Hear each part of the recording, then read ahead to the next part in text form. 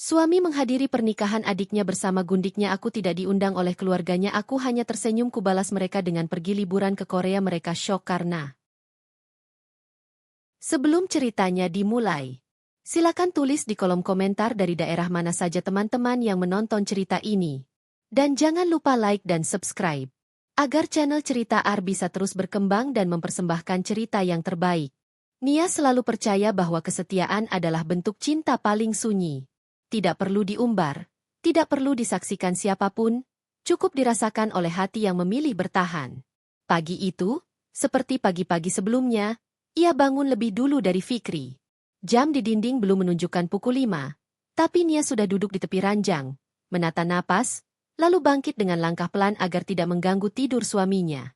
Di dapur kecil rumah mereka, Nia menyiapkan sarapan dengan gerakan yang hafal di luar kepala. Telur dadar, tumis sayur sederhana, dan segelas kopi hitam tanpa gula, kesukaan Fikri sejak dulu.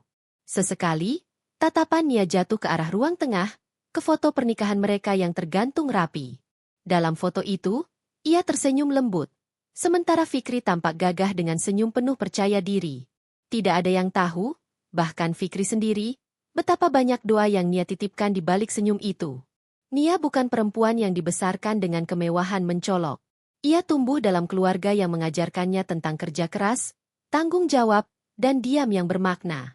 Sejak menikah dengan Fikri, ia memilih untuk menyesuaikan diri, menjadi istri yang mendukung, bukan menuntut. Ia percaya, rumah tangga bukan soal siapa yang lebih tinggi, tapi siapa yang lebih mau mengalah.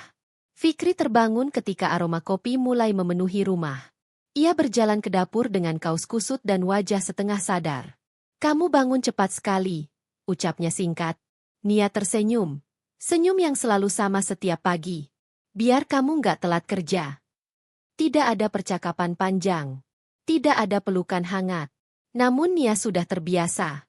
Ia menganggap keheningan itu sebagai bagian dari pernikahan dewasa. Baginya, cinta tidak selalu harus riuh. Setelah Fikri berangkat kerja, rumah kembali sunyi. Nia membersihkan meja, mencuci piring, lalu duduk di sofa dengan secangkir teh hangat. Ponselnya bergetar, pesan dari ibu mertuanya. Isinya singkat, dingin, dan langsung ke inti. Meminta bantuan untuk sesuatu yang berkaitan dengan keluarga besar. Tidak ada sapaan, tidak ada kata terima kasih. Nia membaca pesan itu perlahan, lalu menjawab dengan kalimat sopan dan singkat. Ia tidak pernah menolak. Entah itu uang, waktu, atau tenaga. Bagi Nia, selama masih bisa membantu, ia akan melakukannya. Ia tidak ingin Fikri berada di posisi sulit di hadapan keluarganya. Ia tahu betul betapa pentingnya pengakuan keluarga bagi suaminya itu. Siang harinya, Nia keluar rumah untuk urusan pribadi. Ia mengenakan pakaian sederhana, tanpa perhiasan mencolok. Orang-orang yang melihatnya tak akan pernah menyangka bahwa di balik kesederhanaannya, Nia adalah perempuan dengan kendali penuh atas hidupnya. Ia sengaja memilih untuk tidak menonjol. Bukan karena tidak mampu, tapi karena ia ingin Fikri merasa sebagai kepala keluarga yang utuh. Di sebuah kafe kecil, Nia bertemu dengan seorang rekan lama. Mereka berbincang ringan. Rekannya sempat menyinggung soal pencapaian Nia yang luar biasa, tentang aset dan usaha yang ia miliki. Nia hanya tersenyum dan mengalihkan topik. "Sekarang aku fokus keluarga," katanya pelan. Bagi Nia, menikah berarti menyatukan hidup, bukan saling bersaing. Ia menurunkan egonya, menyimpan mimpinya, dan menyesuaikan langkahnya dengan langkah Fikri. Ia pikir, suatu hari nanti semua itu akan sepadan. Sore menjelang malam, Fikri pulang dengan wajah lelah. Nia menyambutnya dengan senyum dan pertanyaan sederhana. "Capek?" "Lumayan," jawab Fikri singkat, lalu duduk tanpa banyak bicara. Makan malam berlangsung dalam keheningan yang sopan. Nia tidak bertanya terlalu jauh. Ia tahu Fikri tidak suka dicecar.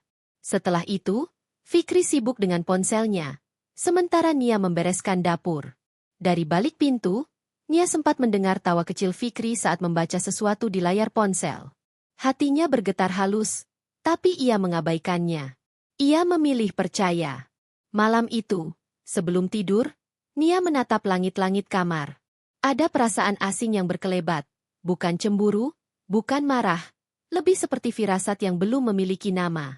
Namun ia menepisnya. Jangan berlebihan, bisiknya pada diri sendiri. Nia adalah perempuan yang terlalu setia. Setia pada pernikahan, pada janji, pada keyakinan bahwa kesabaran akan selalu berbuah manis. Ia belum tahu, kesetiaannya kelak akan diuji dengan cara yang tak pernah ia bayangkan.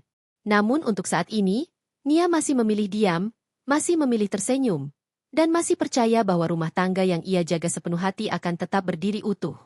Fikri tumbuh dengan keyakinan bahwa laki-laki harus terlihat berhasil.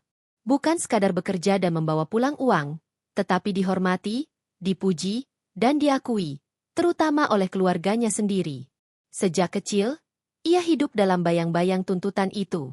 Ayahnya keras, ibunya kritis, dan lingkungan keluarganya selalu menjadikan perbandingan sebagai ukuran cinta. Ketika Fikri menikahi Nia, ia merasa telah memenangkan satu tahap dalam hidupnya. Nia adalah perempuan yang baik, sabar, dan tidak banyak menuntut. Bagi Fikri, itu sempurna. Ia tidak perlu merasa tertekan di rumah. Ia bisa menjadi dirinya sendiri tanpa takut dihakimi. Namun seiring waktu, ketenangan itu justru berubah menjadi sesuatu yang ia anggap biasa, bahkan membosankan.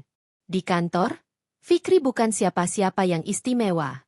Jabatannya cukup, gajinya standar, dan prestasinya tidak pernah benar-benar menonjol. Ia bekerja keras, tapi selalu merasa ada tembok tak terlihat yang menghalanginya untuk naik lebih tinggi. Setiap kali pulang ke rumah, melihat Nia yang selalu siap menyambut dengan senyum, Fikri merasa sedikit tenang. Namun di saat yang sama, ada bagian dalam dirinya yang gelisah. Ia ingin lebih. Lebih dihargai. Lebih dipandang. Lebih dibanggakan. Di hadapan keluarganya, Fikri sering merasa kecil. Setiap acara keluarga selalu menjadi ajang pamer. Sepupu yang baru beli mobil, adik yang akan menikah dengan pesta besar, kerabat yang sukses di luar negeri. Fikri selalu duduk dengan senyum dipaksakan, mengangguk, lalu pulang dengan perasaan kalah. Nia sering merasakan perubahan suasana hati suaminya, setiap kali mereka pulang dari rumah orang tua Fikri. Wajah Fikri menjadi lebih dingin, bicaranya pendek-pendek, dan emosinya mudah tersulut. Tapi Nia tidak pernah menyinggungnya. Ia pikir, itu hanya kelelahan. Padahal di dalam diri Fikri, ada luka lama yang terus menganga. Ia ingin sekali membuktikan bahwa ia juga bisa. Bahwa ia bukan anak yang gagal. Bahwa pilihannya menikahi Nia bukan kesalahan. Namun ironisnya, alih-alih bangkit bersama, Fikri justru mulai melihat Nia sebagai bayangan yang terlalu tenang untuk ambisinya yang gaduh. Nia tidak pernah memamerkan apapun. Ia tidak pernah bicara tentang uang, aset, atau pencapaiannya. Di mata Fikri, itu tampak seperti ketidakambisian. Ia mulai merasa Nia tidak bisa membantunya naik kelas di mata keluarganya. Ia lupa, atau mungkin tidak pernah benar-benar tahu, bahwa justru ketenangan itulah yang selama ini menopangnya. Lingkaran pertemanan Fikri pun berubah. Ia mulai sering nongkrong dengan orang-orang yang gemar bicara tentang gaya hidup, status, dan pencapaian. Dari merek jam tangan hingga mobil terbaru, dari liburan mahal hingga pesta-pesta eksklusif. Fikri mendengarkan dengan mata berbinar. Ada dunia yang ingin ia masuki, dunia di mana ia tidak lagi dipandang sebelah mata. Di antara obrolan-obrolan itu, Fikri mulai mengenal pujian. Pujian yang terasa ringan, mudah, dan menyanjung egonya. Ada rasa dihargai yang jarang ia dapatkan di rumah atau di tengah keluarganya. Perlahan, ambisinya berubah arah. Bukan lagi tentang memperbaiki diri, melainkan tentang bagaimana terlihat berhasil. Di rumah, Nia tetap menjadi Nia yang sama. Menyediakan makan malam, mendengarkan keluh kesah Fikri tanpa menghakimi, dan tidak pernah menuntut apapun.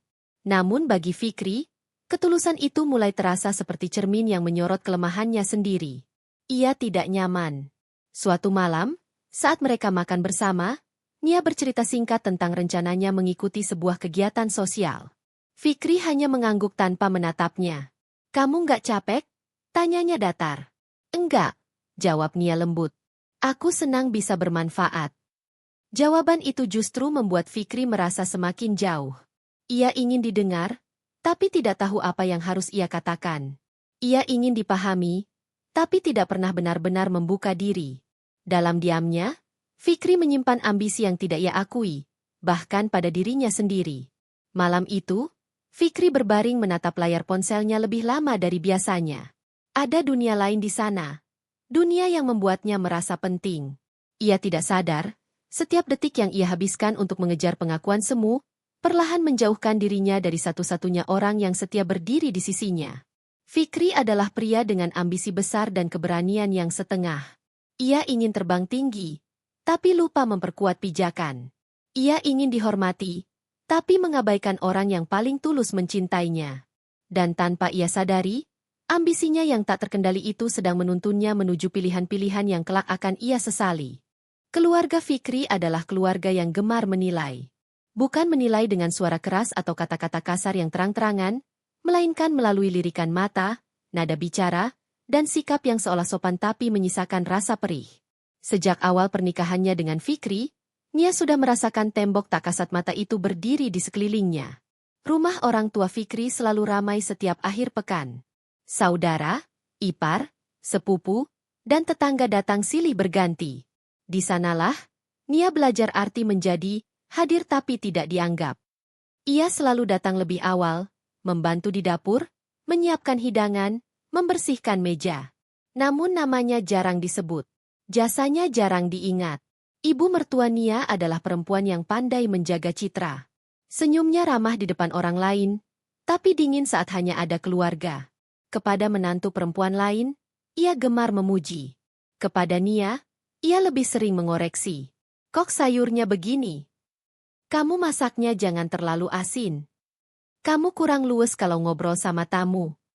Semua disampaikan dengan nada halus, seolah nasihat, tapi berulang kali membuat Nia merasa tidak pernah cukup baik.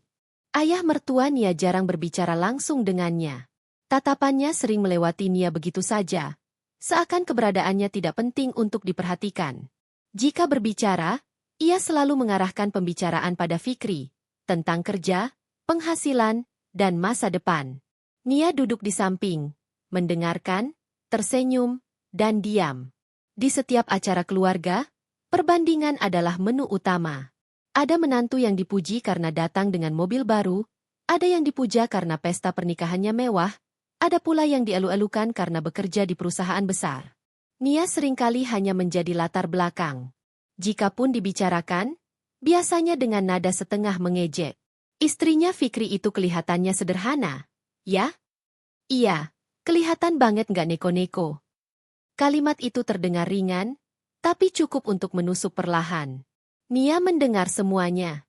Ia bukan tuli, bukan pula tidak peka. Namun ia memilih menunduk, memilih menahan, memilih tidak membalas. Ia tahu, setiap reaksi darinya hanya akan menjadi bahan pembicaraan baru. Lagi pula, ia tidak ingin membuat Fikri berada di posisi sulit. Fikri sendiri jarang membela. Bukan karena ia setuju, tapi karena ia terbiasa diam. Ia menganggap itu semua wajar. Namanya juga keluarga, begitu pikirnya. Ia tidak menyadari bahwa setiap kali ia diam, Nia belajar menelan luka sendirian. Ada satu momen yang paling Nia ingat. Saat itu, salah satu saudara Fikri bertanya dengan nada bercanda di depan banyak orang. Nia kerja apa sih sekarang? Nia menjawab pelan, aku urus beberapa hal pribadi. Tawa kecil terdengar. Oh, jadi di rumah aja, ya? Nia tersenyum, tapi jantungnya berdegup tidak nyaman. Ia memilih tidak menjelaskan. Baginya, harga diri tidak perlu diumumkan. Dalam pandangan keluarga Fikri, Nia adalah menantu yang biasa. Tidak membawa gengsi, tidak menambah status.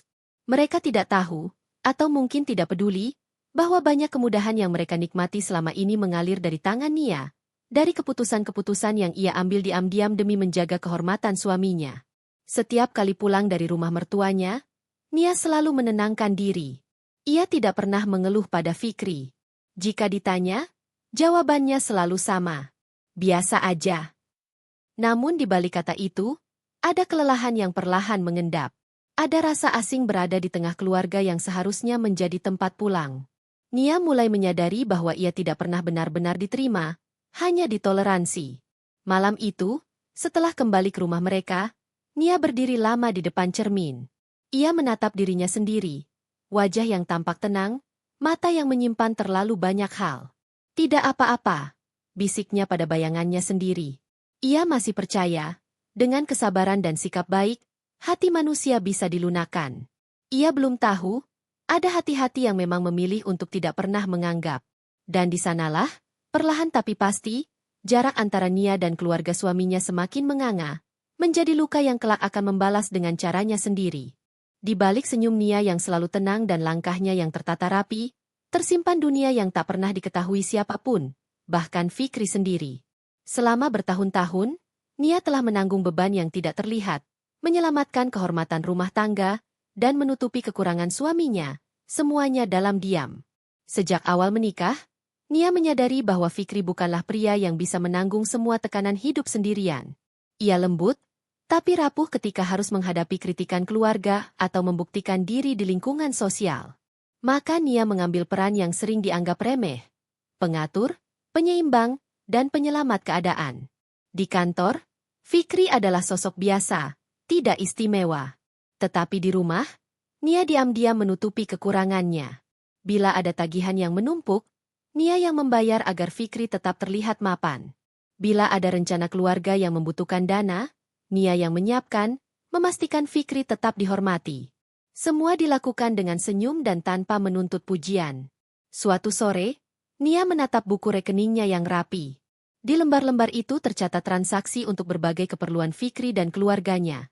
Dari perbaikan rumah mertua, biaya sekolah keponakan, hingga hadiah ulang tahun saudara ipar yang mahal. Nia tahu, jika semua orang tahu, mungkin mereka akan menghormatinya. Tapi Nia memilih menutupi. Biar Fikri terlihat hebat, gumamnya pelan. Ia juga menutupi pencapaian pribadinya. Bisnis yang ia jalankan, investasi yang ia kelola, semua berjalan lancar, namun tidak pernah disebut di rumah. Nia sengaja menahan diri. Ia ingin Fikri merasa aman, merasa sebagai kepala keluarga. Ia tidak ingin suaminya merasa rendah atau iri.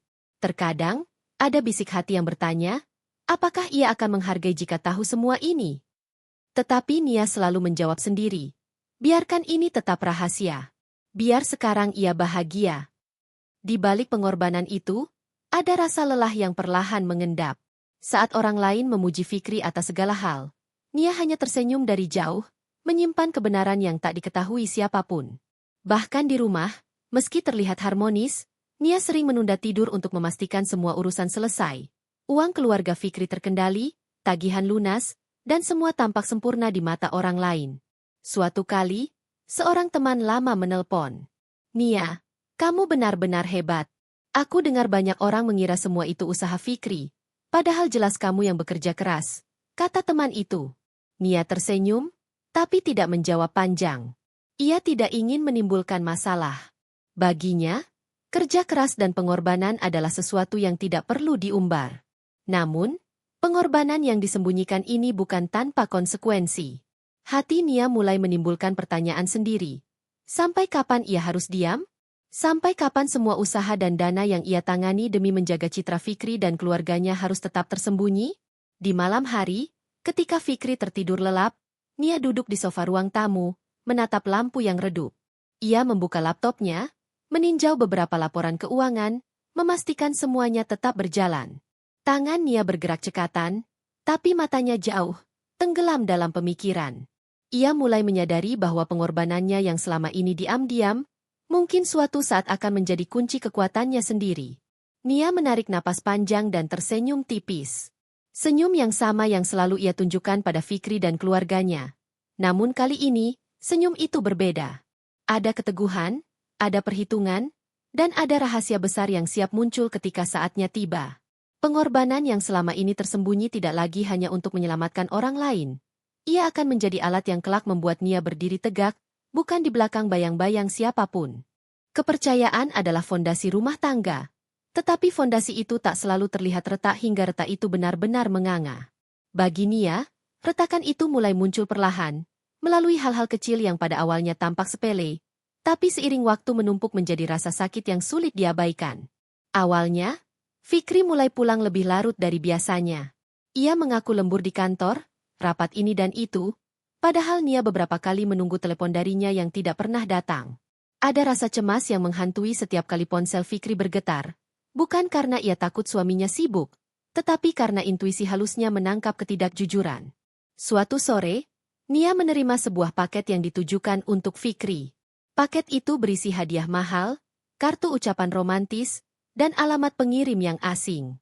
Nia menatap paket itu dengan tangan gemetar, hatinya campur aduk antara marah dan penasaran. Ia menunggu Fikri pulang, namun saat ditanya, Fikri hanya tersenyum gugup dan mengatakan paket itu hanya hadiah dari teman lama.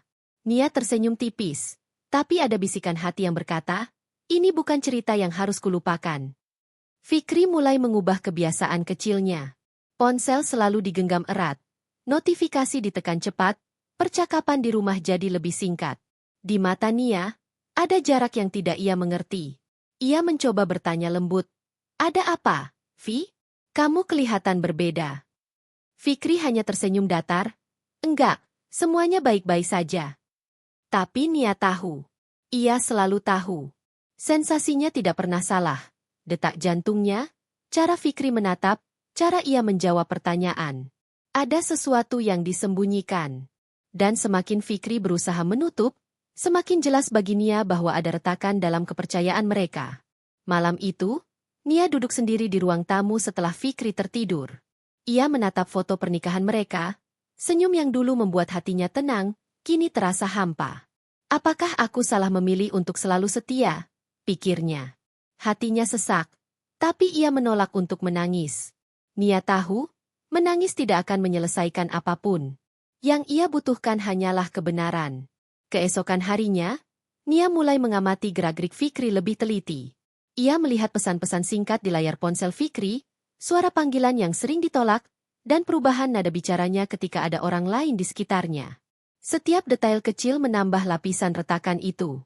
Di sisi lain, Nia juga mulai mempertanyakan posisinya sendiri. Selama ini ia selalu menutup mata, menahan diri, dan menyimpan rahasia besar untuk melindungi Fikri dan keluarganya. Namun kini, ia mulai bertanya-tanya apakah pengorbanan itu hanya dimanfaatkan, atau bahkan dianggap remeh. Suatu malam, Fikri pulang dengan wajah letih tapi ada cahaya berbeda di matanya. Ia duduk di sofa, tanpa bicara. Nia duduk di sampingnya. Diam, menunggu. Setelah beberapa saat, Fikri mengeluh tentang tekanan di kantor, tentang ekspektasi keluarga, tentang bagaimana ia merasa selalu dibandingkan. Nia mendengarkan dengan sabar, tapi ada rasa pahit yang tidak bisa ia sembunyikan. Ia tahu Fikri belum pernah benar-benar mendengar kata-kata hatinya sendiri. Dalam hati, Nia menahan diri untuk tidak meledak. Ia menahan setiap kata yang ingin ia ucapkan, setiap rasa sakit yang ingin ia tunjukkan. Ia sadar, menghadapi Fikri saat ini dengan marah hanya akan membuat dirinya lemah di mata orang yang tidak pernah menghargai kesetiaannya. Malam itu, Nia menatap langit-langit kamar lagi, seperti biasa. Tetapi kali ini, bukan doa yang ia titipkan. Ia merencanakan. Perlahan, dengan hati yang terluka tapi kepala yang tegak, ia mulai menyusun langkah-langkah yang akan melindunginya dan membalas perlakuan yang selama ini ia terima. Retaknya kepercayaan ini bukan hanya tanda bahaya, tetapi juga awal dari kekuatan baru yang diam-diam tumbuh di dalam dirinya. Nia menyadari satu hal, kesetiaan yang diuji akan menemukan bentuknya sendiri, bukan sebagai penderitaan, tetapi sebagai kekuatan yang akan menentukan siapa yang menang di akhirnya. Kabar itu datang seperti petir di siang bolong. Nia duduk di sofa ruang tamu, ponsel di tangannya bergetar terus-menerus. Email dari saudara Fikri masuk, diikuti pesan singkat dari teman-teman dekat Fikri. Semuanya berbicara tentang satu hal, pernikahan adik Fikri. Awalnya Nia tak percaya. Ia membaca pesan itu berkali-kali, memastikan matanya tidak salah menangkap huruf demi huruf. Tetapi semakin lama ia membaca, kenyataan semakin pahit. Tidak ada satupun undangan yang ditujukan untuknya. Tidak ada namanya. Hatinya tercekat. Di balik rasa terkejut itu, ada kemarahan yang diam-diam mulai tumbuh. Ia tahu Fikri sudah mengetahui kabar ini sejak lama. Ia membayangkan wajahnya saat mengetahui bahwa sang suami akan hadir.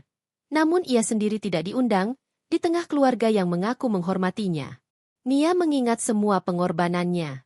Semua dana yang ia kelola demi menjaga citra keluarga Fikri, semua kompromi yang ia buat demi rumah tangga mereka, kini tampak seperti angin lalu, tidak dihargai, bahkan dilupakan. Setiap senyuman yang ia berikan, setiap kata lembut yang ia ucapkan, seolah hanya menjadi dekorasi yang tidak bernilai. Ia menatap foto pernikahan adik Fikri yang tersimpan di media sosial. Semua tampak sempurna. Pesta mewah, dekorasi elegan, tamu berdandan rapi. Fikri berdiri di samping calon istri adik, wajahnya tersenyum penuh, seakan bangga dengan apa yang ia saksikan. Dan di sanalah Nia, tidak diundang, tidak diakui, tidak dianggap. Namun Nia tidak menangis. Ia tidak membentak, tidak meluapkan kemarahan di tempat umum. Ia hanya tersenyum tipis, senyum yang berbeda dari biasanya. Senyum yang tenang, tapi penuh perhitungan. Senyum seorang perempuan yang menyadari bahwa semua orang yang meremehkannya sedang membuat kesalahan besar. Ia menatap kalender di meja. Ada liburan yang sudah ia rencanakan sebelumnya. Tiket pesawat, hotel, semua sudah dibayar. Nia menutup laptopnya, menatap langit-langit ruang tamu sejenak. Keputusan itu muncul begitu saja di pikirannya. Ia akan pergi ke Korea, sendirian, dengan tenang. Perlahan, Nia memanggil Fikri. Suaminya baru pulang dari kantor dengan wajah lelah. Ia tersenyum dan mencoba mengobrol seperti biasa. "Vi, kamu sudah lihat undangan pernikahan Dira?" Tanya Nia sambil menyerahkan ponsel. Fikri menatap layar sebentar, lalu mengangkat bahu. "Ah, itu, aku sudah tahu. Jangan terlalu dipikirkan."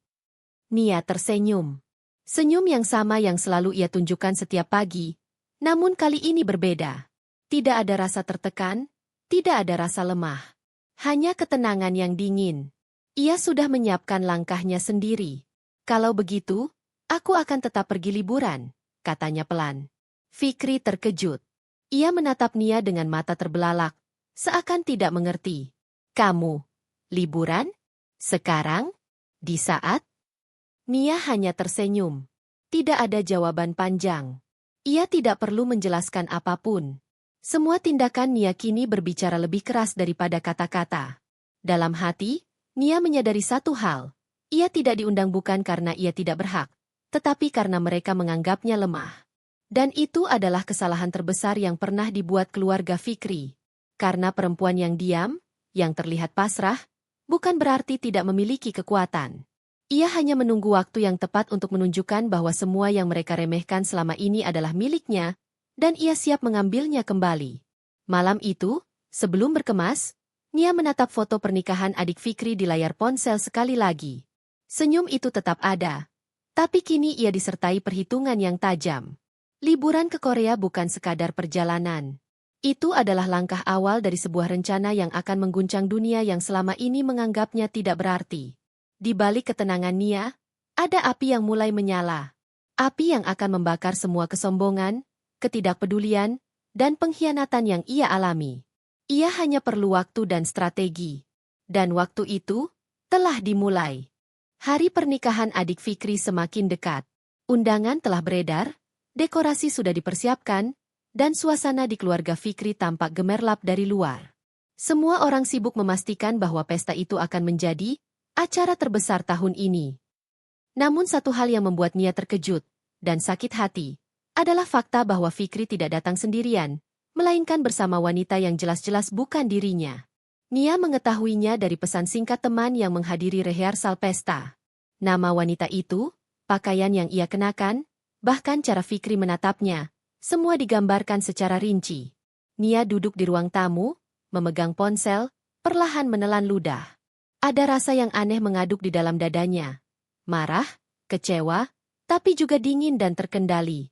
Ia membayangkan Fikri berdiri di samping wanita itu, tersenyum di depan keluarga, seakan ia bebas memilih siapapun, seakan Nia hanyalah bayangan yang mudah dilupakan. Hati Nia sesak, tapi ia tetap menahan emosi. Tidak ada air mata, tidak ada teriakan. Ia hanya menunduk sejenak, lalu menatap langit-langit rumah. Semua ini hanya karena mereka menganggap aku lemah, gumam Nia pelan. Senyumnya tipis, tapi penuh perhitungan. Ia sudah menyiapkan langkahnya sendiri. Semua yang terjadi hari ini akan menjadi bahan perhitungan di masa depan. Malam itu, Fikri pulang lebih awal dari biasanya. Wajahnya puas dan ceria. Ia menaruh jasnya, lalu duduk di sofa dengan nada santai, seperti tidak ada yang salah. "Aku capek, tapi senang melihat semuanya berjalan lancar," katanya. Nia diam. Ia hanya tersenyum lembut. Senyum yang membuat Fikri tidak nyaman. Aku dengar kamu membawa seseorang ke pernikahan adikmu, kata Nia akhirnya. Suaranya tenang tapi jelas. Fikri menoleh, wajahnya berubah. Ada campuran panik dan malu, tapi ia mencoba tersenyum. Oh, itu hanya teman lama. Jangan terlalu dipikirkan. Nia menatapnya lama. Tidak ada kata marah, tidak ada tuduhan. Hanya tatapan tajam yang menembus lapisan kebohongan. Fikri tidak pernah terbiasa melihat Nia seperti ini. Ia selalu bisa menenangkan hati Nia dengan kata-kata manis atau senyum sederhana. Tetapi malam ini berbeda. Tatapan Nia tidak bisa dibayar dengan kata-kata. Kalau begitu, Nia berkata pelan, aku tidak akan hadir di pesta itu. Fikri terkejut. Apa maksudmu? Tapi itu keluarga kita. Nia tersenyum lagi, tipis dan dingin. Ya, keluarga kita. Tapi aku bukan bagian dari mereka. Dan kalau aku hadir, aku hanya akan menjadi tamu yang dianggap tak berarti. Jadi, aku memilih tidak hadir. Hening sejenak. Fikri tidak tahu harus berkata apa. Ia merasa terguncang, karena untuk pertama kalinya, Nia menolak tunduk pada kehendaknya atau kehendak keluarganya. Selama ini, diamnya Nia selalu terlihat pasrah, tetapi sekarang, keputusannya berbicara lebih keras daripada kata-kata manapun. Nia berdiri dan mulai membereskan beberapa barang untuk liburannya ke Korea. Setiap gerakan mantap, terencana, seperti sinyal bahwa ia tidak akan lagi menjadi bayangan yang bisa dilupakan. Fikri hanya menatap, tak mampu menghentikan, tak mampu memahami, dan yang paling menyakitkan, ia tidak memiliki kekuatan untuk menuntut. Dalam hati Nia, ada rasa dingin yang membara. Ia tahu bahwa Fikri telah membawa wanita itu dengan terang-terangan, menunjukkan keberaniannya di hadapan keluarga dan orang-orang sekitar. Tapi Nia juga tahu sesuatu yang mereka semua tidak sadari. Segala kemewahan dan pesta itu, semua biaya yang mereka banggakan, berasal dari dirinya. Dan perlahan, langkah Nia menuju pembalasan diam-diam mulai terbentuk. Malam itu, sebelum tidur, Nia menatap langit-langit kamar dengan mata yang tenang tapi bersinar. Ia tidak menangis, ia tidak marah, ia tidak memohon. Ia hanya merencanakan. Dan di balik tatapan itu, ada tekad yang sama sekali tidak bisa dihentikan oleh siapapun. Hari-hari berikutnya, Nia mulai mempersiapkan perjalanan ke Korea. Tapi ini bukan sekadar liburan. Ini adalah awal dari perhitungan yang akan mengejutkan Fikri, keluarganya, dan semua yang menganggap Nia lemah dan tak berarti. Dalam diamnya, Nia tersenyum lagi. Senyum itu bukan senyum kepasrahan, tapi senyum perempuan yang tahu kekuatannya sendiri. Pagi itu, Nia berdiri di bandara dengan koper hitamnya. Tampilan sederhana tapi elegan, rambut disisir rapi, dan wajah yang memancarkan ketenangan. Di matanya, ada cahaya berbeda. Cahaya seorang perempuan yang tahu apa yang ia inginkan dan bagaimana mencapainya. Beberapa teman dekatnya sempat menatapnya heran saat mengantarnya. Nia, kamu tersenyum, tapi senyummu itu aneh. Bukan senyum biasa, kata seorang teman. Nia hanya tersenyum tipis. Senyum yang bagi sebagian orang tampak hangat, bagi sebagian lain tampak dingin, dan bagi Nia sendiri, itu adalah senyum strategi. Ia belajar menutupi apa yang ia rasakan. Ia tidak ingin kemarahannya terlihat, tidak ingin rasa sakitnya tercium, hanya ingin orang lain salah menafsirkan. Di pesawat menuju Korea, Nia duduk tenang, membuka laptop, memeriksa beberapa urusan pribadi yang masih berjalan. Ia tetap mengontrol semua asetnya, semua investasi, semua dana yang selama ini ia gunakan untuk menutupi keluarga Fikri. Semua tampak biasa, tapi dalam hatinya, ada rencana yang mulai terbentuk. Senyumnya yang tipis dan tenang itu membuat beberapa orang salah paham. Penumpang di sekitarnya berpikir Nia hanyalah perempuan sederhana yang menikmati perjalanan. Mereka tidak tahu bahwa senyum itu adalah senyum seorang perempuan yang mengendalikan takdirnya sendiri. Seorang perempuan yang diam-diam memegang kendali atas semua yang orang lain anggap milik mereka. Di sisi lain, keluarga Fikri mulai kebingungan. Mereka mendengar kabar bahwa Nia pergi liburan sendirian. Seharusnya mereka merasa lega. Tapi ada rasa tidak nyaman yang muncul. Mereka terbiasa Nia selalu diam, selalu patuh, selalu ada untuk menutupi segala kekurangan Fikri dan keluarga. Kini, ketidakhadirannya membuat dunia mereka terasa kosong dan tidak pasti. Fikri, tentu saja, merasakan hal yang sama, dan lebih parah. Ia menatap ponselnya, membaca pesan-pesan dari teman yang menghadiri pernikahan adik dan membicarakan keberanian Nia menolak hadir. Ada rasa panik, ada rasa bersalah yang mulai muncul, tapi ia tidak tahu bagaimana menebusnya. Ia tidak menyadari bahwa ketidakhadiran Nia bukan sekadar sikap pasrah, tetapi strategi penuh perhitungan. Di Korea, Nia menikmati pagi pertama dengan kopi hangat di balkon hotel. Pemandangan kota metropolitan yang luas, gedung-gedung tinggi, dan jalanan ramai tidak membuatnya terpesona. Yang membuatnya puas adalah perasaan tenang yang mengalir. Akhirnya, ia bisa melihat semuanya dari luar, tanpa tekanan, tanpa gangguan, dan dengan perspektif yang jelas. Senyum Nia yang disalahartikan oleh semua orang itulah yang membuatnya berbeda. Keluarga Fikri melihatnya sebagai tenang, sederhana, dan pasrah. Fikri melihatnya sebagai perempuan yang masih bisa diatur. Namun sebenarnya Nia sedang merajut strategi yang akan mengubah semua persepsi itu. Ia menatap cangkir kopinya, pikirannya melayang. Semua yang ia korbankan selama ini, uang, waktu, ketenangan, bukan hilang sia-sia. Semua itu kini menjadi modal yang akan ia gunakan untuk membalikan keadaan, untuk membuat mereka yang meremehkannya terkejut dan tak berdaya. Senyum Nia bukan sekadar senyum. Itu adalah senyum perempuan yang disalahartikan, tapi menyimpan kekuatan yang akan menghancurkan kesombongan orang-orang yang meremehkannya. Dan ia tahu, perjalanan ini baru permulaan. Korea hanyalah langkah pertama, dan setelah itu, mereka semua akan menyadari bahwa Nia bukan sekadar istri yang diam, tapi pengendali takdir yang nyata. Setelah beberapa hari di Korea, Nia mulai merasakan sensasi yang berbeda, perasaan bebas dari semua tekanan yang selama ini mengekangnya. Di antara bangunan tinggi, kafe elegan, dan jalanan yang sibuk, ia menyadari satu hal. Selama ini ia hidup di bayang-bayang orang lain, menutupi kesalahan, menanggung malu, dan menjaga citra Fikri serta keluarganya. Sekarang, untuk pertama kalinya, Nia merasa sepenuhnya memegang kendali atas dirinya sendiri. Setiap langkahnya di kota asing itu terasa seperti latihan kecil untuk kekuatan yang akan ia gunakan kembali di tanah air. Ia tidak mengumumkan kepergiannya kepada siapapun selain teman dekat yang menemani sebagian perjalanan. Semua rencana yang ia jalankan adalah diam-diam, tanpa ada yang mengetahui maksud sebenarnya. Di hotel, Nia duduk di depan laptopnya, membuka dokumen keuangan, laporan investasi, dan kontrak bisnis. Ia menatap angka demi angka dengan seksama. Selama bertahun-tahun, ia telah mengelola keuangan keluarga Fikri dan dirinya sendiri, membayar semua kebutuhan yang terlihat sebagai kebaikan Fikri oleh keluarga. Dan sekarang, Nia mulai menyadari satu hal yang selama ini luput dari perhatian mereka. Semua aset itu, seluruh kemewahan yang mereka banggakan, berada di tangannya. Dengan tenang, Nia mulai menyusun keputusan diam-diam yang akan mengubah semuanya. Ia menandai rekening, memeriksa catatan transaksi, memastikan semua legalitasnya rapi, dan membuat rencana untuk mengambil alih kendali tanpa harus menimbulkan kegaduhan. Ia tahu bahwa konfrontasi langsung hanya akan membuat mereka waspada. Maka ia memilih jalan yang hening, terukur, dan mematikan. Di sisi lain, Nia juga mulai menyusun strategi untuk menghadapi Fikri. Ia sadar, bukan hanya keluarganya yang meremehkannya, tapi juga suaminya sendiri. Diam-diam, Nia menyiapkan bukti-bukti bahwa segala kemewahan, pesta, dan fasilitas yang mereka nikmati selama ini berasal dari usaha dan pengorbanannya sendiri.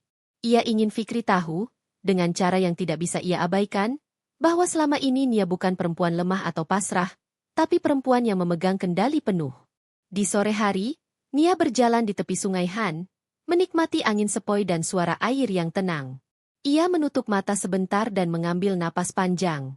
Keputusan itu sudah matang. Tidak ada emosi yang membutakan, tidak ada dendam yang tergesa-gesa. Semuanya tertata rapi di dalam kepala, seperti potongan puzzle yang siap disatukan pada saat yang tepat. Mereka semua salah menilai. Mereka pikir aku lemah. Mereka pikir aku tak punya apa-apa. Mereka pikir aku akan tetap diam, gumam Nia. Senyum tipis muncul di wajahnya. Tetapi kali ini, senyum itu bukan sekadar ramah atau sopan. Senyum itu adalah senyum seorang perempuan yang diam-diam menyiapkan pembalasan yang sempurna. Di malam hari, Nia menulis catatan pribadi di jurnalnya. Ia menulis setiap rencana, setiap kemungkinan, setiap langkah yang harus ia ambil. Diam-diam, Ia menandai tanggal dan urutan pergerakan. Liburan ini bukan sekadar melarikan diri. Liburan ini adalah awal dari revolusi pribadinya. Langkah yang akan membuat Fikri, keluarganya, dan semua yang meremehkannya tercengang. Dengan keputusan diam-diam itu, Nia merasakan sesuatu yang belum pernah ia rasakan sebelumnya. Kontrol penuh atas hidupnya sendiri. Dan dari sana, ia tahu, saat kembali ke tanah air, tidak ada yang bisa meremehkannya lagi. Semua yang selama ini dianggap lemah, rapuh, atau pasrah, sekarang akan menjadi kekuatan yang tak bisa mereka hadapi. Hari pernikahan adik Fikri akhirnya tiba. Gedung megah dihias dengan dekorasi bunga yang mewah, lampu kristal berpendar di atas lantai dansa, dan suara musik mengalun lembut menyelimuti tamu yang hadir. Semua tampak sempurna, seolah dunia ini dirancang untuk menampilkan kebahagiaan yang tak ternoda. Namun di balik kemegahan itu, tersembunyi kebenaran yang tak pernah diketahui oleh siapapun, bahwa pesta itu berdiri di atas kebohongan dan pengorbanan Nia. Di rumahnya sendiri, Nia menatap layar ponsel dengan senyum tipis. Ia tidak hadir, namun setiap detail yang ia dapatkan dari teman-teman yang hadir dicatat dengan cermat. Nama-nama vendor, biaya dekorasi, hadiah dari tamu, catering mewah, semua terlihat gemerlap, dan setiap rupiah, setiap layanan, semuanya berasal dari pengorbanan dan dana yang selama ini ia kelola diam-diam. Senyumnya yang tipis itu bukan senyum biasa. Ia tahu bahwa setiap tawa, setiap pujian yang diberikan kepada keluarga Fikri dan Fikri sendiri, adalah hasil dari usaha yang tidak mereka ketahui. Mereka menikmati kemewahan, mengaku bangga, tanpa sadar bahwa semua itu adalah buah kerja keras Nia, perempuan yang mereka remehkan. Di lokasi pernikahan, Fikri berdiri di samping wanita yang dibawanya, terlihat percaya diri, tersenyum di depan keluarga. Ia tidak menyadari bahwa ketenangan Nia di Korea saat ini jauh lebih berbahaya daripada kemarahan yang terbakar. Nia menatap peta keuangan, menandai transaksi yang terkait dengan pesta itu, memastikan bahwa setiap aliran dana tercatat rapi. Ia diam-diam mempersiapkan langkah yang akan mengubah status quo tanpa harus konfrontasi langsung, karena orang-orang yang meremehkannya selalu lengah saat mereka menganggapnya pasrah. Sementara itu, keluarga Fikri berfoto dengan bangga, memamerkan dekorasi dan catering mewah. Mereka semua merasa puas, menepuk pundak Fikri, berkata, "Hebat sekali kamu menyiapkan ini semua." Padahal Fikri tidak menyiapkan apapun sendiri. Semuanya telah dilakukan diam-diam oleh Nia, yang kini mengambil jarak dan menatap semua itu dengan penuh perhitungan. Di satu sudut, Nia menerima pesan dari seorang teman lama yang menghadiri pesta. "Nia, kalian pasti bangga kan? Semua tampak luar biasa. Tapi aku tahu rahasianya. Jangan sampai mereka tahu kalau ini semua dari kamu." Nia tersenyum tipis, menyadari bahwa dunia luar tidak pernah benar-benar melihat kebenaran. Ia hanya menunggu waktu yang tepat untuk membalikan keadaan dan membuat semua orang tercengang. Sementara pesta berlangsung dengan gemerlap, Nia duduk di balkon hotel, memandangi kota Korea yang sibuk, menegaskan rencana langkah demi langkah di kepalanya. Setiap detail yang diamati, setiap transaksi yang ia catat, akan menjadi bagian dari pembalasan yang sempurna. Pembalasan yang tidak hanya membuat Fikri dan keluarganya tercengang, tapi juga menegaskan siapa sebenarnya yang memiliki kekuatan. Nia tersenyum lagi, kali ini dengan keyakinan penuh. Pesta mewah itu berdiri di atas kebohongan, dan kebohongan itu akan segera terungkap. Semua orang yang menganggap Nia lemah, pasrah, atau tak berarti akan menyadari satu hal. Perempuan yang mereka remehkan diam-diam memegang kendali penuh atas hidup dan aset yang mereka banggakan. Di balik gemerlap lampu kristal dan tawa yang riang, Nia menyiapkan langkah berikutnya. Perlahan, pasti, dunia Fikri dan keluarganya akan bergeser, dan tak seorang pun bisa menghentikan perhitungan perempuan yang diam-diam menguasai semua. Beberapa minggu setelah pernikahan adik Fikri, Nia kembali ke tanah air. Kali ini, ia tidak hanya pulang dengan segudang pengalaman dari Korea, tapi juga dengan rencana yang matang, tertata rapi, dan diam-diam akan menghancurkan kesombongan orang-orang yang meremehkannya. Sejak awal, Nia sudah menyiapkan segalanya. Dokumen legal, bukti kepemilikan, rekening bank, aset bisnis, semua berada di tangannya. Semua yang selama ini dianggap sebagai kemewahan, Fikri dan keluarga, ternyata asalnya dari kerja keras Nia sendiri. Dan sekarang, giliran Nia untuk mengambil kembali apa yang selama ini telah ia korbankan. Langkah pertama yang ia lakukan adalah mengambil alih semua pengeluaran keluarga Fikri yang selama ini berjalan di bawah namanya. Tagihan-tagihan, cicilan mobil mewah, biaya sekolah keponakan, bahkan persiapan pesta mewah keluarga, semua dialihkan ke kendalinya. Dalam diam, Nia memastikan tidak ada satu orang pun yang menyadari perubahan ini sampai waktunya tiba. Fikri, yang selama ini terbiasa menganggap Nia pasrah dan lemah, mulai merasakan ketidakhadirannya di urusan keuangan. Tagihan yang dulu mudah ia gunakan, kini tiba-tiba tidak bisa diakses. Lalu lintas dana yang selama ini dianggap lancar, kini dikontrol ketat oleh Nia. Untuk pertama kalinya, Fikri merasa terbatas dan tak berdaya. Ini, kenapa tiba-tiba semua hal tidak bisa aku akses? Fikri bertanya panik, mencoba menghubungi Nia, tapi Nia hanya tersenyum tenang di sisi lain telepon. Ia tidak menjawab banyak, cukup meninggalkan keheningan yang membuat Fikri gelisah. Tidak hanya Fikri, keluarga besarnya pun mulai merasakan kegelisahan yang sama. Mereka yang dulu bangga dengan kemewahan yang mereka pamerkan kini menyadari bahwa semuanya bukan berasal dari usaha mereka, melainkan dari Nia. Semua tawa mereka di pesta pernikahan adik Fikri, semua pujian atas pesta mewah itu, kini terasa hampa. Nia memutuskan langkah berikutnya, membuat keluarga Fikri menyadari kebenaran secara dramatis. Ia mengundang seorang notaris dan pengacara untuk menyerahkan dokumen kepemilikan secara resmi.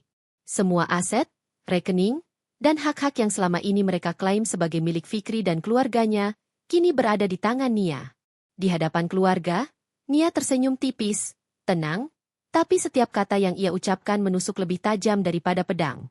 Selama ini, kalian menikmati kemewahan, pesta, dan fasilitas yang kalian banggakan, kata Nia pelan, tanpa menyadari bahwa semua itu berasal dari usahaku sendiri. Dan sekarang, semua yang kalian anggap milik kalian, kembali kepadaku. Hening. Semua mata menatap Nia dengan campuran terkejut, malu, dan panik. Fikri tercekat. Ia tidak pernah membayangkan bahwa Nia, yang selama ini diam dan selalu dianggap pasrah, memiliki kekuatan untuk menghancurkan citra dan kenyamanan yang selama ini ia nikmati. Tidak ada teriakan, tidak ada tangisan. Hanya keheningan yang penuh kehancuran moral. Semua yang mereka anggap aman dan mereka banggakan ternyata selama ini berdiri di atas pengorbanan Nia. Nia menatap satu persatu wajah mereka, senyum tipis tapi penuh kemenangan di wajahnya. Ia tidak merendahkan, tidak menghina, hanya membiarkan kenyataan berbicara sendiri. Segala kebanggaan palsu mereka kini hancur perlahan di depan mata mereka sendiri. Di saat itu, Nia menyadari sesuatu. Kekuatan sejati tidak selalu terlihat, tapi selalu terasa saat diam yang benar dilakukan dengan perhitungan matang. Dan untuk pertama kalinya, ia benar-benar merasakan kemenangan. Kemenangan atas pengkhianatan, kesombongan, dan ketidakadilan yang selama ini menahannya. Malam itu, Nia duduk di ruang kerjanya, menatap catatan keuangan, dan tersenyum. Semua yang selama ini ia korbankan kini kembali, lebih dari sekadar materi, tapi juga harga diri, martabat, dan kendali atas hidupnya sendiri. Dan di luar sana, Fikri dan keluarganya hanya bisa menatap, terdiam, dan menelan kenyataan pahit. Perempuan yang mereka remehkan adalah kekuatan yang tidak bisa mereka lawan. Hari itu kembali menjadi hari yang seharusnya membahagiakan bagi keluarga Fikri. Kali ini, mereka mengadakan pesta ulang tahun besar untuk salah satu anggota keluarga, sebuah acara yang dipenuhi dekorasi mewah, hidangan lezat, dan tamu-tamu yang hadir dengan pakaian terbaik. Semua tampak sempurna di luar. Namun, di balik kemeriahan itu, kepanikan mulai menyusup perlahan. Segala sesuatu yang mereka anggap aman kini mulai goyah. Tagihan catering yang dulu lancar, transaksi dekorasi yang selalu mulus, bahkan akses ke rekening acara yang selama ini mereka kontrol, semuanya tiba-tiba dibatasi dan dialihkan oleh Nia. Fikri tampak gelisah, wajahnya pucat, keringat dingin menetes di pelipisnya. Ia berusaha tersenyum di hadapan tamu, tetapi setiap kali ada telepon masuk atau panggilan dari vendor, kepanikan itu semakin nyata. Ia mencoba menghubungi Nia, tapi ponselnya tidak diangkat. Dalam hati, Fikri mulai merasakan ketakutan yang sebelumnya tidak pernah ia bayangkan. Kekuatan yang selama ini ia anggap lemah, kini berada di tangan perempuan yang ia remehkan. Sementara itu, para anggota keluarga yang lain mulai kebingungan. Mereka melihat dekorasi yang belum terpasang sempurna, menu hidangan yang belum lengkap, dan beberapa tamu mulai resah karena keterlambatan. Apa yang terjadi? Tanya salah satu saudara dengan nada panik. Bukankah semuanya sudah diurus sebelumnya? Di saat itu, Nia tersenyum dari kejauhan, melalui pesan singkat yang dikirim melalui asisten pribadinya. Semua informasi, semua transaksi, diam-diam dikontrol dan dialihkan olehnya. Tidak ada keributan, tidak ada konfrontasi langsung. Hanya tindakan diam yang membuat kekacauan perlahan muncul di tengah kemewahan yang selama ini mereka banggakan. Fikri berusaha menenangkan tamu, mencoba berpura-pura bahwa semuanya tetap lancar. Namun matanya terus mencari-cari ponsel, berharap Nia akan menelpon, berharap ia bisa memperbaiki keadaan, berharap semuanya akan kembali seperti dulu. Tapi Nia tidak ada untuk menyelamatkan mereka. Ia menikmati kepanikan mereka dari jarak jauh, dengan ketenangan yang membingungkan. Di balik layar, Nia menatap laporan real-time dari asisten pribadinya. Setiap keterlambatan, setiap masalah, setiap ketegangan yang muncul tercatat dengan rapi. Ia tidak hanya membiarkan kekacauan itu terjadi, tapi juga memastikan dampaknya maksimal, agar Fikri dan keluarga merasakan efek dari pengorbanan dan kesetiaan yang selama ini mereka abaikan. Senyum Nia kali ini berbeda. Itu bukan senyum manis atau ramah. Ini adalah senyum perempuan yang merasakan keadilan. Ia tahu bahwa kepanikan yang muncul bukan kebetulan. Itu adalah konsekuensi dari kesalahan mereka selama ini. Meremehkan Nia, menganggapnya lemah, dan menyepelekan semua pengorbanan yang ia lakukan. Acara yang seharusnya penuh tawa kini berubah menjadi hari yang penuh kekacauan tersembunyi. Dan setiap anggota keluarga Fikri merasakan kegelisahan yang sebelumnya tidak pernah mereka rasakan. Fikri, yang dulu menganggap Nia hanya perempuan yang pasrah, kini harus menelan kenyataan pahit. Perempuan itu diam-diam memiliki kendali penuh. Malam itu, setelah tamu meninggalkan gedung dengan wajah bingung dan tidak puas, Fikri duduk sendiri di ruang tamu, menatap dekorasi yang tersisa. Ia menyadari satu hal pahit. Kehidupan yang ia anggap aman dan stabil selama ini, kini digenggam oleh tangan yang ia remehkan, tangan Nia.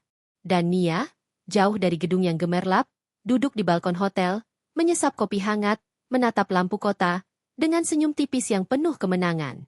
Hari bahagia mereka kini menjadi pelajaran berharga.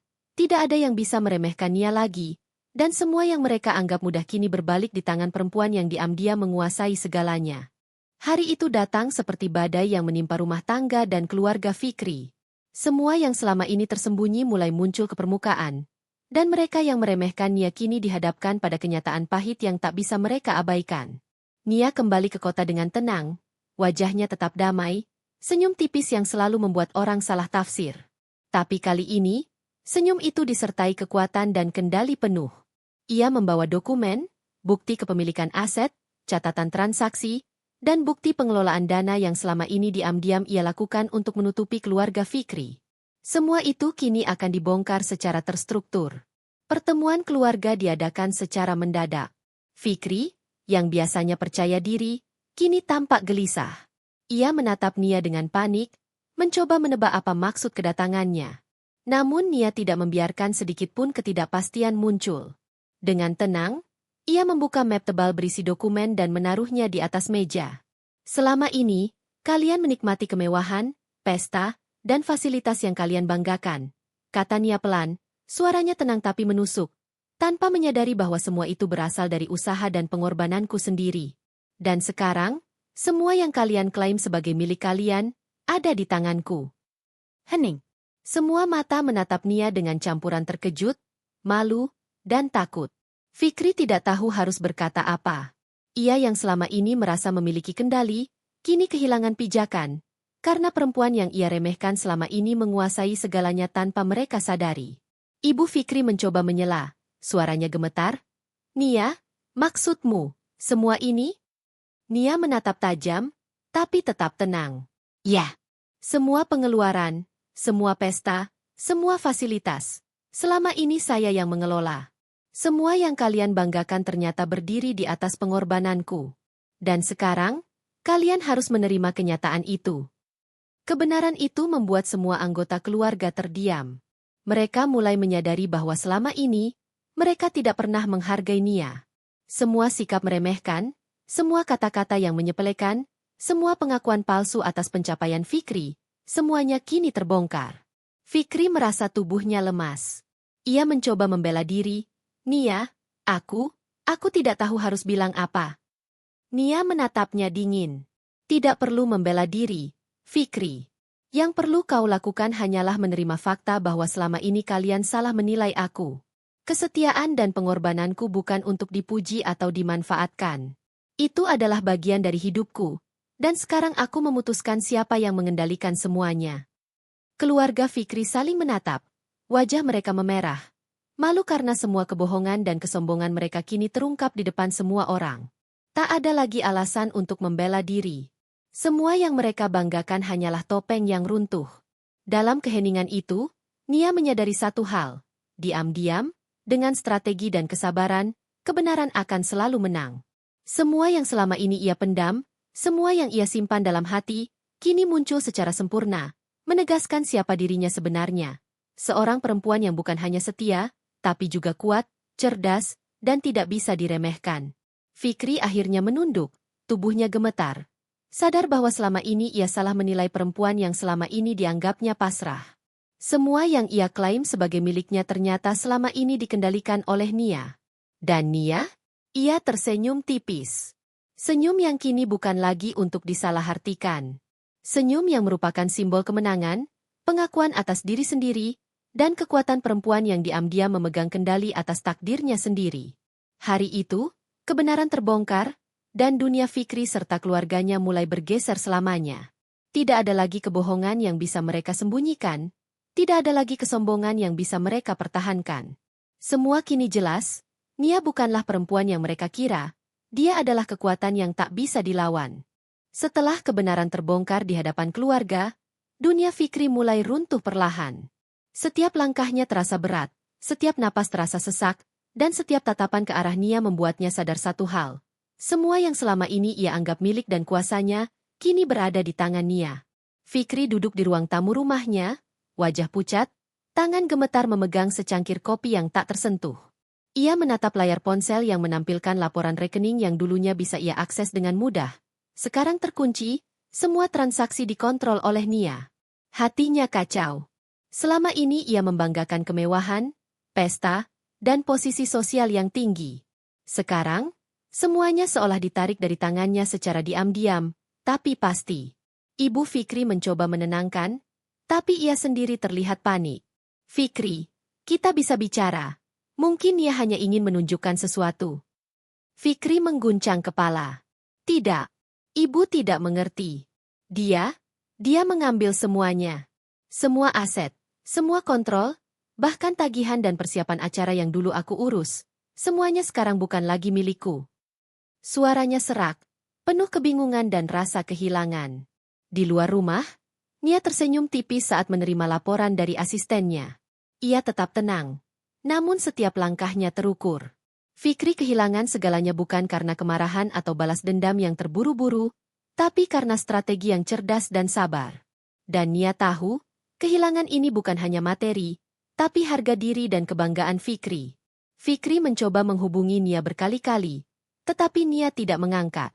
Ia tahu, satu panggilan saja tidak akan mengembalikan yang hilang. Ia mulai merasakan kepanikan yang sebelumnya tidak pernah ia rasakan. Kepanikan seorang pria yang sadar bahwa selama ini ia menganggap remeh seseorang yang sebenarnya jauh lebih kuat darinya. Keluarga Fikri mulai menatapnya dengan campuran ketakutan dan rasa bersalah. Mereka baru menyadari bahwa kesombongan mereka selama ini telah membuat mereka tumbuh di atas pengorbanan Nia. Dan kini tanpa sadar mereka menjadi saksi kehancuran yang diam-diam dirancang oleh perempuan yang mereka remehkan. Fikri menatap foto pernikahan adik yang dulu membuatnya bangga. Ia tersadar bahwa pesta itu, dekorasi, bahkan semua kemewahan yang ia klaim sebagai prestasinya, semua itu adalah hasil kerja keras Nia. Segala pujian yang ia terima dari teman dan kerabat, sekarang terasa hampa dan pahit di mulutnya. Di saat itu, Fikri memahami satu kebenaran yang sangat menyakitkan. Selama ini ia menganggap Nia lemah, pasrah, dan mudah dikendalikan. Tapi perempuan itu ternyata memiliki kekuatan yang tidak pernah ia duga. Semua aset, semua kendali, semua rencana, semua berada di tangan Nia, dan Fikri hanya bisa menatapnya dengan hampa. Malam itu, Fikri duduk sendiri, menatap langit-langit rumah, menyesali semua sikap dan keputusan yang ia buat. Ia kehilangan materi, kontrol, dan harga diri, dan yang paling menyakitkan, ia baru menyadari bahwa perempuan yang ia anggap tak berdaya adalah perempuan yang selama ini diam-diam menguasai hidupnya sendiri. Di sisi lain, Nia menutup laptopnya dengan tenang. Ia tersenyum tipis. Kali ini bukan senyum yang disalahartikan. Senyum itu adalah simbol kemenangan, kekuatan, dan kebebasan yang akhirnya diraih melalui kesabaran, perhitungan, dan pengorbanan yang tidak diketahui siapapun sebelumnya. Fikri kehilangan segalanya. Dan Nia, untuk pertama kalinya, merasakan kepuasan penuh bahwa keadilan diam-diam telah ditegakkan. Pagi itu, matahari bersinar lembut menembus tirai jendela apartemen Nia. Udara sejuk menyejukkan, tapi hati Nia lebih hangat daripada matahari yang menembus kaca. Ia duduk di sofa, menyeruput teh hangat, menatap kota yang sibuk dari lantai atas. Semua terasa tenang setelah badai panjang yang selama ini melibatkan Fikri dan keluarganya. Selama berbulan-bulan, Nia telah menjalankan rencana dengan sempurna. Diam-diam menguasai semua aset yang selama ini dianggap milik Fikri, memantau setiap transaksi, dan mengatur langkah-langkah strategis sehingga Fikri dan keluarganya merasakan kepanikan dan kehancuran secara halus, namun pasti. Fikri kini hanya bisa menatap dari jauh, hampa, menyadari semua yang hilang. Tidak ada lagi kemewahan yang bisa ia klaim, tidak ada lagi kekuasaan yang bisa ia gunakan. Segala kebanggaan dan kesombongan yang ia pamerkan selama ini kini menghadapi kenyataan pahit. Nia adalah perempuan yang mengendalikan segalanya. Keluarga Fikri pun merasakan dampak dari tindakan Nia. Mereka yang dulu meremehkan dan menganggap Nia lemah kini menghadapi rasa malu dan penyesalan yang dalam. Tidak ada yang bisa mereka lakukan untuk membalik keadaan. Semua yang mereka banggakan, semua yang mereka anggap hak mereka, kini telah berpindah ke tangan Nia, perempuan yang selama ini mereka pandang sebelah mata. Di sisi Nia, senyum tipis namun penuh kemenangan tersungging di wajahnya.